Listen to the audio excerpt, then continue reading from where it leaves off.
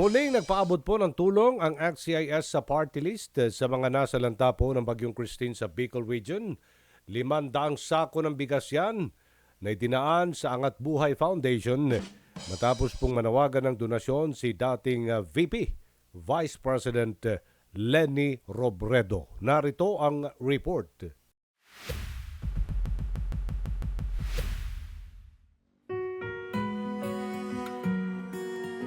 Patuloy ang paghatid ng tulong ng ACT-CIS na party list sa mga kababayan nating nasalanta ng Bagyong Christine sa bansa.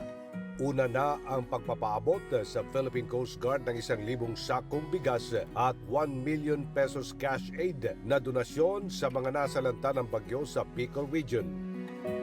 Nitong Biyernes naman, nagpadaan din ng tulong ang ACT-CIS Party List sa pangunguna ni Congressman Erwin Tulfo at Congressman Edvic Yap sa Angat Buhay Foundation ni dating Vice President Leni Robredo na nanawagan ng donasyon para sa mga nasalanta.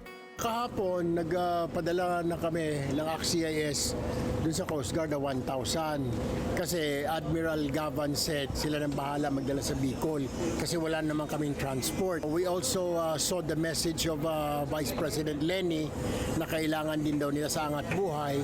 So nag-usap-usap kami nila Congressman Eric Yap na bumili na naman ng another 1,000 sacks of rice para ibigay doon sa Angat Buhay. Pagdating na mga donasyon na bigas, agad din itong inihatid ng ACT-CIS Party List sa Angat Buhay Foundation sa Quezon City. Ayon kay Congressman Erwin Tulfo, bukod sa donasyong bigas, mayroon pang 500 sako ng bigas at kahon ng mga vitamins ang nakatakda ding ipadala sa ibang parte ng Bicol Region. But actually, hahatiin namin yung 500 sa Angat Buhay, which i-deliver namin sa warehouse nila ngayong araw.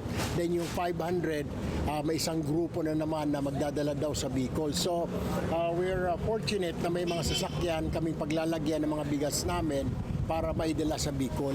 Umabot po itong kahapon, 1,250,000.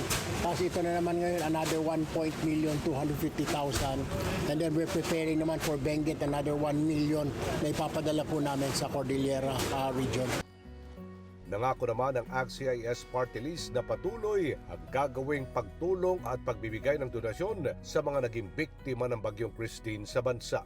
Tuloy-tuloy naman po itong ating relief operations kasi ito po yung habang may nagre-request po, hindi rin ho namin aatrasan ito. Naka-ready naman ho kami in our own pockets, from our own pockets po. All year round, bukas naman po itong aming opisina.